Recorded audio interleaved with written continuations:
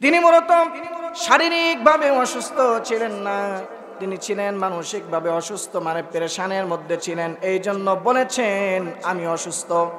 গোটা জাতি যখন মূর্তি পূজায় লিপ্ত, এক আল্লাহকে বাদ দিয়ে, এইটার পেরেশানিতে তিনি এতটাই অস্বস্তি বোধ করেছিলেন। এইটার জন্য তেনার জাতিকে তিনি বলেছিলেন ইন্নী সাকিম। মূলত ইব্রাহিম আলাইহিস সালাতু ওয়াস সালাম মিথ্যে কথা বলেন নাই। চিল্লা বলেন সুবহানাল্লাহ। আমার ভাইরা, সকল মানুষেরা যখন চলে গেল, পূজা মণ্ডপে চলে গেছে, পূজা মণ্ডপে চলে গেছে, হযরত ইব্রাহিম আলাইহিস সালাতু ওয়াস সালাম কি করলেন আল্লাহ কোরআনের মধ্যে বলে দিয়েছেন, ফারাগ ইলা আলিহাতিহিম ফাকালা আলা তাকুলুন। হযরত ইব্রাহিম আলাইহিস সালাতু ওয়াস সালাম মূর্তির ঘরে ঢুকলেন। কোথায় ঢুকলেন? মূর্তির ঘরে ঢুকছেন। মূর্তির ঘরে ঢোকার পরে দেখতে পাচ্ছেন মূর্তিগুলোর সামনে রং বেরঙের খানা, যত আইটেমের খানা আছে সব খানা রাখা আছে, কিন্তু একটা মূর্তিও খেতে পারতেছে না। কি করতে পারছে না? একটা মূর্তিও খেতে পারতেছে না। ইব্রাহিম আলাইহিস সালাতু ওয়াস সালাম চিন্তা করলেন হয়তো হাতের নাগাল পায় না, এজন্য খেতে পারতেছে না। এজন্য ইব্রাহিম আলাইহিস সালাতু ওয়াস সালাম চিন্তা করলেন বাটি নিয়ে যদি তাদের মুখের সামনে খাবার ধরি তাইলে হয়তো খেতে পারবে। এই জন্য বাটিটা হাতে নিয়ে মূর্তির সামনে লক্ষ্য করলেন কারে আগে খেতে দেওয়া যায়। লক্ষ্য করে দেখেন একটা মূর্তি করে আছে। হাজর বলেন কি করে আছে? ইব্রাহিম আলাইহিস সালাতু ওয়াস সালাম রসগোল্লাটা নিয়ে মূর্তির সামনে গিয়া বলতেছে বেটারে করে আসিস, হাই নিলাম দরখা। কিন্তু খায় না। কি করে না? খাইতে পারবে? মূর্তি করে আছে, ইব্রাহিম বলে দিলাম দরখা, কিন্তু খায় না। ইব্রাহিম আলাইহিস সালাতু ওয়াস সালাম চিন্তা করলেন কেন খায় না, কি হয়েছে, মিষ্টির মধ্যে কি কোনো অসুবিধা আছে নাকি? তিনি টেস্ট করে দেখলেন না, কোনো অসুবিধা নাই, তাইলে বেটা খায় না কেন? বারবার চেষ্টা করে ব্যর্থ হয়েছেন। এইবার ইব্রাহিম আলাইহিস সালাতু ওয়াস সালাম মূর্তিকে বলতেছেন বেটারে খাবি না, তাইলে কেন খাবি না সেই কথা ক। মালাকুম লা তানতিকুন, কেন খাবি না সেই কথা বল। খাবি না ঠিক আছে, কেন খাবি না সেটা বল। আচ্ছা বলেন, আপনার বাচ্চা আপনার কাছে সদাই চেয়েছে, কি চেয়েছে? সদাই চেয়েছে। এখন সদাই দিয়েছেন কিন্তু এখন খায়ও না, আবার বলতেছেন বাবারে খাও না কেন, কথাও বলে না, বাকি আছে কোনটা? জোরে বলেন। ইব্রাহিম আলাইহিস সালাতু ওয়াস সালাম খাইতে বলতেছেন কিন্তু খায় না, কেন খায় না, কথাও বলে না। ইব্রাহিম আলাইহিস সালাতু ওয়াস সালাম কি করলেন আল্লাহ পাক বলেন ফারাগ আলাইহিম দরবাম বিল ইয়ামিন। ডান হাত দিয়ে ইচ্ছে মতো কি চান ঘুষান করছে, ইচ্ছে মতো ঘুষি। আর কি ঘুষাইতে ঘুষাইতে দুই চারটা কাট করে দেওয়ার পরে দেখতে পাচ্ছে হাতে একটা কুড়াল। যারা বলেন সুবহানাল্লাহ। একটা কুড়াল পেয়ে ইচ্ছে মতো এখন চার আর ছক্কা কি মারা শুরু করছে। একটা এইভাবে মানে আর একটা ওইভাবে মানে মারতে মারতে সমস্ত মূর্তিগুলা ভেঙে চুরমার করে দিয়েছেন। এখন বড়টার কাছে গেছেন, এইবার চিন্তা করলেন এই বেটারে মারবো না, সবগুলোর সাইজ করবো এই বেটার মাধ্যমে। ইব্রাহিম আলাইহিস সালাতু ওয়াস সালাম কি করলেন, বড়টার না ভেঙে বড়টার কাঁধের সঙ্গে কুড়ালটা ঝুলায় দিলেন। যারা বলেন সুবহানাল্লাহ। ফাজআলাহুম জুজাজান ইল্লা কাবীরান লাহুম লাআল্লাহুম ইলাইহি ইয়ারজিউন। সবগুলো ভেঙে চুরমার করে দিয়ে বড়টার কাঁধে গুলা দিয়েছেন কুড়াল, যাতে তারা তাদের কাছে ফিরে আসে। এখন অবস্থা হলো এমন, দৃশ্য হয়েছে এমন, মনে হচ্ছে যে এই মূর্তি বড়টা সবগুলাকে ভাঙ্গা চুরমার করে দিয়া কাঁধে কুড়ালটা ঝুলাইয়া বাপের বেটার মতো দাঁড়ায় আছে। মানে বুঝাইতেছে আমি সবগুলার ভাঙছি, দেখো আমি বাপের বেটার মতো দাঁড়ায় আছি। ইব্রাহিম আলাইহিস সালাতু ওয়াস সালাম চলে আসলেন। জাতি যখন পূজা মণ্ডপ থেকে মূর্তির ঘরে চলে আসছে, সে দেখতে পাচ্ছে সর্বনাশ, কে করছে এই কাজ। قالوا من فعل هذا بآلهتنا إنه لمن الظالمين। তারা বলতেছে রাম রাম রাম রাম, আমাদের খোদার সঙ্গে কে করছে এই কাম, সে নিশ্চয়ই জালেম, এত বড় জালেম কে হতে পারে। একদল বলতেছে শোনো এই জালেম কেউ না, আমাদের ইব্রাহিম। বলে কেন? বলে ইব্রাহিম আমাদের মূর্তিগুলারে ভ্রান্ত বলছে, আমাদের বাপ দাদা 14 গোষ্ঠী নাকি ভ্রান্ত। ইব্রাহিম ছাড়া তো এই কাজ কেউ করতে পারে না, ডাকো ইব্রাহিমকে, উপস্থিত করো। ক্বালু ফাতু বিহি আলা আয়ুনিন নাস, সকলের সামনে ইব্রাহিমকে উপস্থিত করা হলো। এবার ইব্রাহিমকে বলা হচ্ছে, ইব্রাহিম আনতা ফাআলতা হাযা বিআলিহাতিনা ইয়া ইব্রাহিম, এ ইব্রাহিম তুমি কি আমাদের খোদাদের সঙ্গে এই কাজ করছো? ইব্রাহিম আলাইহিস সালাতু ওয়াস সালাম বলছেন, অসম্ভব। ক্বালা বাল ফাআলা কামিরুহুম হাযা ফাসআলুহুম ইন কানু ইয়ানতিকুন, এই কাজ আমার দ্বারা হতেই পারে না। চিল্লায়া বলেন সুবহানাল্লাহ। তাইলে কে করছে? দেখো না, বড়টা করছে। সবগুলাকে ভেঙে চুরমার করে দিয়া কাঁধে কুড়ালটা ঝুলাইয়া বাপের বেটার মতো দাঁড়ায় আছে। বিশ্বাস হয় না? জিজ্ঞাসা করো। আমার ভাইয়ের অবস্থা হয়েছে এমন। ইব্রাহিম আলাইহিস সালাতু ওয়াস সালাম তিনি বলতেছেন, এই সবগুলারে ভাঙছে বড়টা, দেখো বাপের বেটার মতো কুড়ালটা কাঁধে নিয়ে কেমন করে দাঁড়ায় আস। বিশ্বাস যদি না হয় ভাঙা গোলারে জিজ্ঞাসা করো, এদেরকে কে ভাঙছে, জিজ্ঞাসা করো। এখন সবাই কি বলতেছে জানেন? আল্লাহ পাক বলেন, সুম্মা নুকিসু আলা রুউসিহিম, তাদের মাথা নত হয়ে গেছে। লাকাদ আলিমতা মা হাউলা ইয়ানতিকুন, ইব্রাহিম আলাইহিস সালাতু ওয়াস সালামকে বলতেছেন, এই ইব্রাহিম রে, তোমার কি মাথা খারাপ? তুমি তো জানোই এই মূর্তিগুলো কথা বলতে পারে না। ইব্রাহিম আলাইহিস সালাতু ওয়াস সালাম পেয়ে গেলেন সুবর্ণ সুযোগ। দিস ইজ দ্য মোমেন্ট, সুবর্ণ সুযোগ। আজকে তোদেরকে ইচ্ছে মতো ধোলাই করবো। যারা বলেন সুবহানাল্লাহ। ইব্রাহিম আলাইহিস সালাতু ওয়াস সালাম বলতেছেন, মা আফাতা'বুদুনা মা তানহিতুন, যেটা কথা বলতে পারে না, যাদের তোমরা নিজেরাই বানাও, তারা আবার ইবাদত করো কেন? ক্বালা আফাতা'বুদুনা মিন দুনিল্লাহি মা লা ইয়ানফাউকুম শাইআন ওয়া লা ইয়াদুররুকুম, যারা তোমাদের উপকারও করতে পারে না, ক্ষতিও করতে পারে না, তোমাদের উপকার ক্ষতি কোনোটাই করতে পারে না, নিজেদেরকেও বাঁচাইতে পারে না, এমন খোদাদেরকে এক আল্লাহর পরিবর্তে কেন মানো? এখনো কি তোমাদের হুঁশ ফিরবে না? উফিল লাকুম ওয়া লিমা তা'বুদুনা মিন দুনিল্লাহ, এক আল্লাহকে বাদ দিয়ে তোমরা এই যে মূর্তিগুলার ইবাদত করো, এই মূর্তিগুলাকেও ধিক্কার জানাই, তোমাদেরকেও ধিক্কার জানাই। আফালা তাকিলুন, এরপরেও কি তোমাদের হুঁশ ফিরবে না? চিল্লায়া বলেন সুবহানাল্লাহ। ইব্রাহিম আলাইহিস সালাতু ওয়াস সালাম এত সুন্দর করে যুক্তি দিয়ে বুঝাইতেছেন, বলেন এত কিছু বুঝানোর পরে কোন জাতি যদি না বোঝে, ওই জাতির কি বলবে? ঘাটতেরা না? ঘাটতেরা বলবেন না? আমাদের এলাকায় বলে উজানি। কি বলে? আপনারা হয়তো বলতে পারেন যে উজানি বা ঘাটতেরা, যেটাই বলেন। ইব্রাহিম আলাইহিস সালাতু ওয়াস সালামের কথা জাতি বুঝলো না, কোনোভাবেই মানলো না, বরং তারা বলতেছে, কি বলিস, আমাদের খোদাদের বিরুদ্ধে এত যুক্তি, এত মাতবাড়ি, চল তোকে তাড়াতাড়ি করে বড় খোদার কাছে নিয়ে যাবো। জোরে বলেন নাউজুবিল্লাহ। ইব্রাহিমের জাতির বড় খোদা কে চেনেন? নমরুদ। বড় খোদা কে? নমরুদ। নমরুদ হচ্ছে বড় খোদা। ইব্রাহিমকে হাত পা বেঁধে নমরুদের সামনে নিয়ে যাওয়া হলো। ইব্রাহিম আলাইহিস সালাতু ওয়াস সালাম চিন্তা করলেন, এতক্ষণ তো সাইজ করছি তোদের ছোট খোদাদেরকে, এখন সাইজ করব তোদের লিডার বড় খোদাকে। জোরে বলেন সুবহানাল্লাহ। ইব্রাহিম আলাইহিস সালাতু ওয়াস সালাম নমরুদের সামনে উপস্থিত। কি কথোপকথন করছেন আল্লাহ কোরআনে সব বলে দিয়েছেন। চিল্লায়া বলেন সুবহানাল্লাহ। সূরাতুল বাকারার 258 নম্বর আয়াত আল্লাহ পাক বলছেন, আলাম তারা ইলাল্লাযী হাজ্জা ইব্রাহিমা ফি রাব্বিহি আন আতাহুল্লাহুল মুলক। ইব্রাহিমের সাথে নমরুদের তর্ক শুরু হয়ে গেল। নমরুদ বলতেছে, ইব্রাহিম রে, এই বাবেল শহরে আমি নমরুদ ব্যতীত বড় খোদা আছে বলে তো আমার জানা নাই। এই ইব্রাহিম রে, তুমি আমাকে সারা কারে খোদা মানো? তোমার খোদার পরিচয় কি বলো? ইব্রাহিম আলাইহিস সালাতু ওয়াস সালাম বলছেন, ইয ক্বালা ইব্রাহিম রাব্বিয়াল্লাযী ইউহয়ী ওয়া ইউমীত। আমার খোদার পরিচয় শুনতে চাও? আমার খোদা হচ্ছেন যিনি জীবন দান করতেও পারেন, আবার মৃত্যু দিতে পারেন। চিল্লায়া বলেন সুবহানাল্লাহ। নমরুদ আবার হাদার পাত্র নয়, ওদের জাতির খোদা। তো বলতেছে, কি বলো ইব্রাহিম, এটা কথা হইল? ক্বালা আনা উহয়ী ওয়া উমীত, আমিও জীবন দিতে পারি, আমিও মৃত্যু দিতে পারি। চিন্তা করছেন বলদ কারে বলে।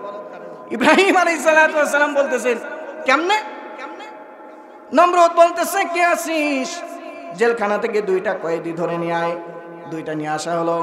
জান্নাতকে বলা হলো জান্নাত রে একটার গর্দান উড়ায় দে, জোরে বলেন নাউজুবিল্লাহ। গর্দান উড়ায় দেওয়া হলো।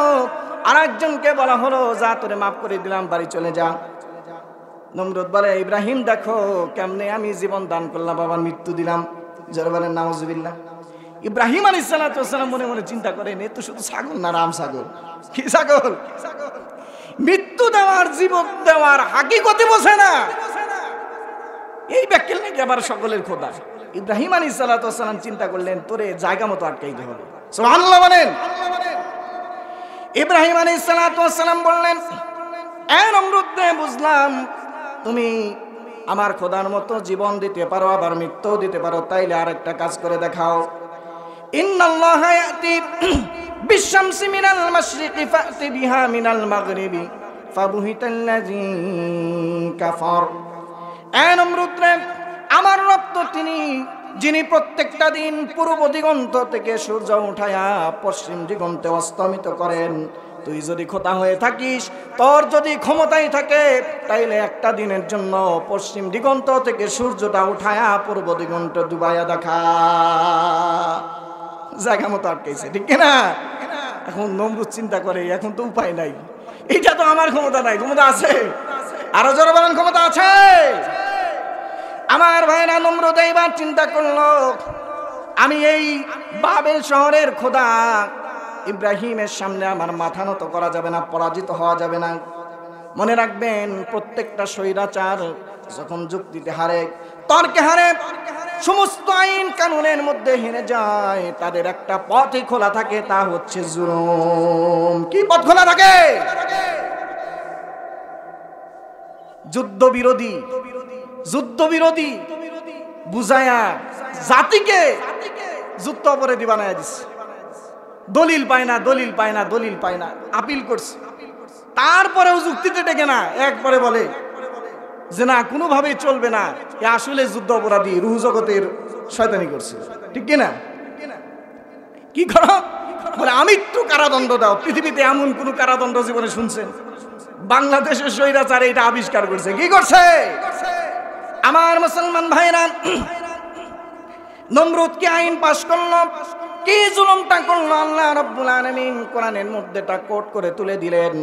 কেন তুলে দিলেন? কারণ এই নমরুদ চলে যাবে, কিন্তু যুগে যুগে নব্য নমরুদের আবির্ভাব ঘটবে। মুসলমানেরা যেন নব্য নমরুদ কারা এই আইন পড়ে বুঝতে পারে যারা, তারাই হচ্ছে নব্য নমরুদ। জোরে বলেন সুবহানাল্লাহ। কি আইনটা পাশ করলো? আইনটা হলো ক্বালু হাররিকুহু ওয়ানসুরু আলিহাতাকুম ইন কুনতুম ফাইলিন। জাতিকে বলতে যায়, জাতি আমার বান্দারা, তোরা যদি তোদের ছোট ছোট খোদাদেরকে সাহায্য করতে চাস, তাইলে ইব্রাহিমকে আগুনে জ্বালা। জোরে বলেন নাউজুবিল্লাহ। চিন্তা করছেন আর কোনো কিছু পায় না, আগুনে জ্বালানো লাগবে, কারণ দলিলে আর পারতেছে না, একটাতে আটকায় ফেলছে। আমার ভাইরা, ইব্রাহিম আলাইহিস সালামকে কি করা হলো? আগুনের মধ্যে নিক্ষেপ করার জন্য অগ্নিকুণ্ড তৈরি করা হলো। বিশাল মাঠের মধ্যে মাটি খনন করে লাকড়িগুলো একত্রিত করে আগুন দাও দাও করে জ্বালানো হলো। আকাশচুম্বী যখন আগুনের অগ্নিশিখা স্ফুলিঙ্গ যখন উপর দিকে উঠতেছে, তখন নমরুদ চিন্তা করলো এখন ইব্রাহিমকে আগুনের মধ্যে ফেলবো। কিন্তু আশ্চর্যের বিষয়, আগুনের মধ্যে ইব্রাহিমকে ফালানো তো দূরের কথা, আগুনের উত্তাপ এত বেশি হয়েছে আগুনের ধারে কাছেও কারো যাওয়া সম্ভব হয় না। সুবহানাল্লাহ বলেন। কেউ আগুনের ধারে কাছে যাইতে পারে না। এখন নমরুদ পড়ে গেছে টেনশনে, যে কাজই করে এই কাজে আমি আটকে যাই, আমার তো খোদার মান সম্মান থাকে না। চিন্তা করলো কি করা যায়, কি করা যায়। পারস্যের একজন বেদুইন নরপাপিষ্ট, নাম ছিল হাইজান। কি ছিল? হাইজান এসে বলতেছে যে নমরুদ, আমাদের খোদা তোমার হারার কোনো চান্সই নাই। বলে কেন? কেমনে? বলে একটা আগুনের দোলনা বানাও। বলে তারপরে? বলে আগুনের দোলনা, এরপরে বড় একটা আগুনের লাঠি উপরে সেট করো, যাকে আমরা চরক বলি। কি বলি? অনেকে চরক বোঝেন না। আগুনের দোলনার সাথে ইব্রাহিমকে ঝুলাও, আর এই পাশ থেকে উঁচা করো, এরপরে দড়িটা ছেড়ে দাও, ইব্রাহিম আগুনের মধ্যে পড়ে যাবে। জোরে বলেন নাউজুবিল্লাহ। নরপাপিষ্ট যখন নমরুদকে এই পরামর্শ দিয়েছিল ইব্রাহিমের বিরুদ্ধে, সাথে সাথে আল্লাহ রাব্বুল আলামিন এই নরপশু বিশ্বাসঘাতককে জমিনের মধ্যে ধসায় দিয়েছেন। চিল্লা বলেন নাউজুবিল্লাহ।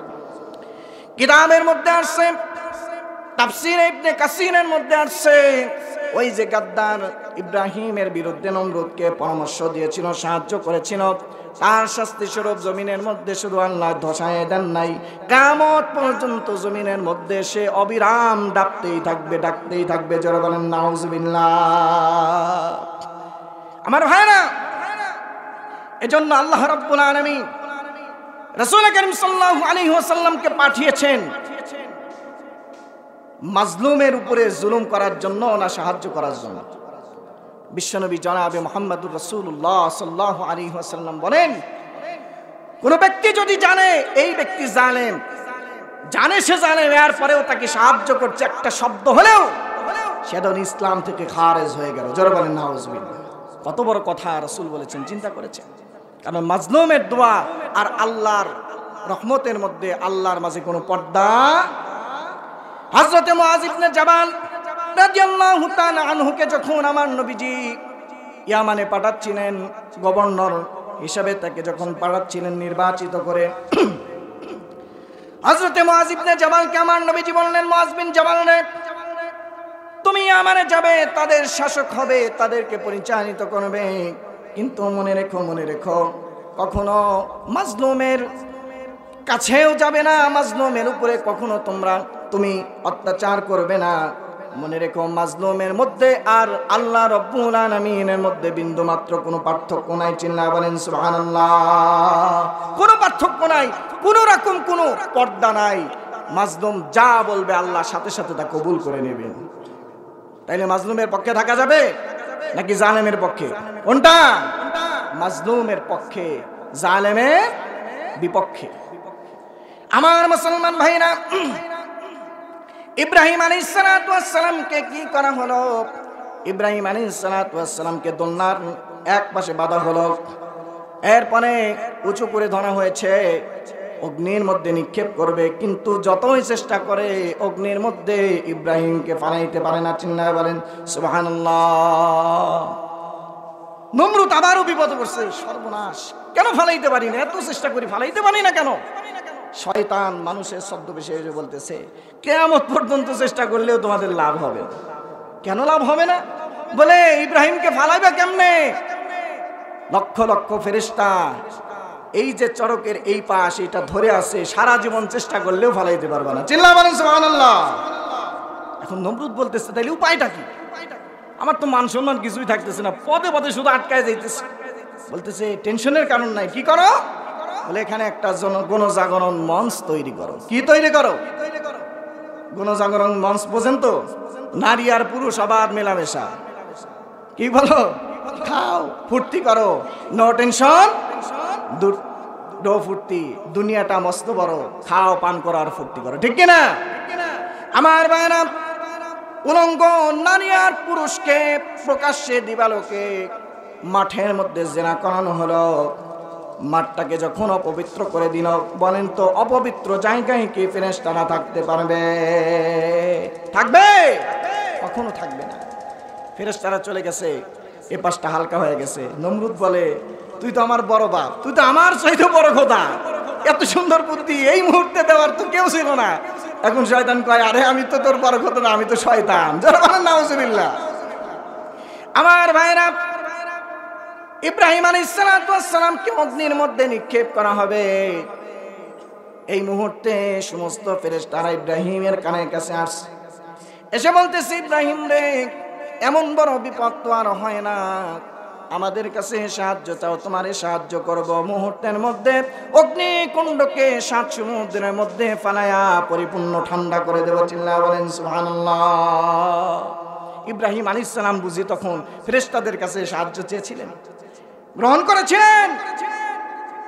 আজিজুল কদর সাহাবী, সবচাইতে মর্যাদাবান সাহাবী, ওহী বহনকারী ফেরেশতা হযরতে জিবরাইল আলাইহিস সালাতু ওয়াস সালাম, তিনি আসছেন, এসে বলতেছেন, ভাই ইব্রাহিম, আমার কাছে তুমি সাহায্য চাও, আমার 600 পাখা আছে, একটা পাখা দিয়ে শুধু ঝাপটা মারবো, এক মুহূর্তে চোখের পলকে সমুদ্রে নিক্ষেপ করব। ইব্রাহিম আলাইহিস সালাতু ওয়াস সালাম তখন কি উত্তরটা দিয়েছিলেন জানেন? ইব্রাহিম আলাইহিস সালাতু ওয়াস সালাম বললেন, ভাই জিবরাইল, তুমি আমাকে সাহায্য করতে আসছো, মনে রেখো আমি কোনো অন্ধ খোদার ইবাদত করি না। চিল্লায়া বলেন সুবহানাল্লাহ। আমি কোনো অন্ধ খোদার ইবাদত করি না। কানে কম শোনেন, দুনিয়ার কারো কথা শুনতে পান না, চিৎকার শুনতে পান না, দৃশ্য দেখতে পান না, এমন অন্ধ খোদার আমি ইবাদত করি না। আমার রব তো যিনি সর্ব অবস্থায় দেখতে পান, শুনতে পান। তেনার কালেমার দাওয়াত দেওয়ার কারণে, তেনার পক্ষে কথা বলার কারণে আজকের এই অবস্থার শিকার আমি হয়েছি। আমার ওই রব কি আমার দৃশ্যটা চোখে দেখে না? তোমার কাছে সাহায্য চাওয়া লাগবে। জিবরাইল রে ভাই, তুমি চলে যাও আর শুনে যাও, আমার রব যদি পছন্দ করে, ভালোবাসে, তিনি যদি মনে করেন তার দিনের পথে থাকার কারণে, তার কালেমার দাওয়াত দেওয়ার কারণে, মূর্তির বিরুদ্ধে কথা বলার কারণে, তার পক্ষে থাকার কারণে অগ্নিকুণ্ডের মধ্যে জ্বলে পুড়ে সারকার হয়ে যাব, আমার রব যদি পছন্দ করেন, তাহলে ভাই জিবরাইল শোনো, একবার নয়, দুইবার নয়, 1000 বারও আমার রবের সন্তুষ্টির জন্য অগ্নিকুণ্ডে নিক্ষিপ্ত হতে রাজি আছি। চিল্লা বলেন সুবহানাল্লাহ। এটা হচ্ছে নবীর ঈমান। এটা কি? আজও যদি কেউ তোমাদের মাঝে ইব্রাহিমের মতো ঈমান আনিতে পারো, অগ্নিকে ফুল বাগিচায় পরিণত করিতে পারো। ঠিক কিনা? মুসা আলাইহিস সালামের মতো ঈমান হলে রাস্তা হবে সাগর জলে, ইউসুফের মতো ঈমান হলে একে একে দরজা খোলে। ইব্রাহিম আলাইহিস সালাতু ওয়াস সালামের মতো ঈমান যদি থাকে আজও বিদ্যমান, অগ্নিকুণ্ডে দেখতে পাবে খুবসুরত এক গুলিস্তান। ঠিক কিনা? হযরত ইব্রাহিমের ঈমান, ইব্রাহিম আলাইহিস সালাতু ওয়াস সালামের ঈমান, আমাদের জাতির পিতার ঈমান কেমন ছিল? এই কোরআনের মধ্যে ঘটনাগুলো যে আল্লাহ তাআলা বর্ণনা করেছেন, কেচ্চা কাহিনী শোনাবার জন্য না মুসলমানদের শিক্ষা দেওয়ার জন্য? আল্লাহ রাব্বুল আলামিন তিনি আমাদেরকে বুঝাইতে চান ঘটনা বলে, ও দুনিয়ার মানুষেরা, ইব্রাহিমের সন্তানেরা শোনো, আমার ইব্রাহিম অগ্নিকুণ্ডে নিক্ষিপ্ত হওয়ার সময়ও আমি আল্লাহর প্রতি অবিচল বিশ্বাস ছিল। আমি আল্লাহরে ভুলে নাই। আমার প্রতি পূর্ণ বিশ্বাস আর আস্থা ছিল, ভরসা ছিল বলেই আমি আল্লাহ রাব্বুল আলামিন আমার ইব্রাহিমকে অগ্নিকুণ্ডের মধ্যে ফুল বাগান বানিয়ে দিয়েছিলাম। চিল্লা বলেন সুবহানাল্লাহ। আমার ভাইরা, আল্লাহ রাব্বুল আলামিন কি করলেন? তিনি দুনিয়ার কাউকে কিছু বললেন না, ফেরেশতাদের কেউ কিছু বললেন না। ইব্রাহিমকে আগুনের মধ্যে নিক্ষেপ করা হলো। আল্লাহ রাব্বুল আলামিন আগুনকে আদেশ করলেন, কুলনা ইয়া নারু কুনি বারদাও ওয়া সালামান আলা ইব্রাহিম। জরবানা আল্লাহু আকবার। আল্লাহ রাব্বুল আলামিন বলে দিলেন, অগ্নিরে আমার ইব্রাহিমের জন্য পরিপূর্ণ ঠান্ডা এবং আরামদায়ক হয়ে যাক। এতটাও ঠান্ডা হবে না যে আমার ইব্রাহিম কষ্ট পাবে, এতটাও উষ্ণ হবে না যার কারণে আমার ইব্রাহিম কষ্ট পাবে। পরিপূর্ণ নাতিশীতোষ্ণ এসি এয়ার কন্ডিশনে পরিণত হয়ে যায়। চিল্লা বলেন সুবহানাল্লাহ। ইব্রাহিম আলাইহিস সালাতু ওয়াস সালামকে আগুনের মধ্যে ফালানো হয়েছে, তিনি নিক্ষিপ্ত হয়েছেন। দূর থেকে নমরুদ চিন্তা করে, দেখি ইব্রাহিম কেমনে জ্বলে। তাকায় দেখে জ্বলা তো দূরের কথা, ইব্রাহিম আগুনের মধ্যে হাঁটাহাঁটি করে। চিল্লা বলেন সুবহানাল্লাহ। আমার ভাইরা, ইব্রাহিম আলাইহিস সালাতু ওয়াস সালাম, তার এই দৃশ্য দেখে নমরুদের মাথায় রক্ত উঠে গেছে। নমরুদ চিন্তা করে, কি ব্যাপার, আগুনের মধ্যে ফেললাম ইব্রাহিমকে, ইব্রাহিম তো জ্বলে রে, তো হাঁটাহাঁটি করে, কারণ কি? আগুনকে লক্ষ্য করে বলছেন, ইয়া আগুন, হেনার, তোর কি হলো? তোর কি দহন শক্তি তুই হারায় ফেললি? ইব্রাহিম রে জ্বালাইতে পারিস না কেন? আগুন থেকে জবাব আসে, নমরুদ রে, কেন আমার দহন শক্তি আমি হারিয়েছি তোরে বলবো না। তোর যদি বিশ্বাস না হয় আমার দহন শক্তি আছে কিনা, যদি টেস্ট করতে চাস আমার মধ্যে আয়, তোরে সুদ্ধা গোটা তোর গোষ্ঠী জ্বালায় দেব, কিন্তু ইব্রাহিমের একটা পশমও জ্বালাইতে পারি না। চিল্লায়া বলেন সুবহানাল্লাহ। আরো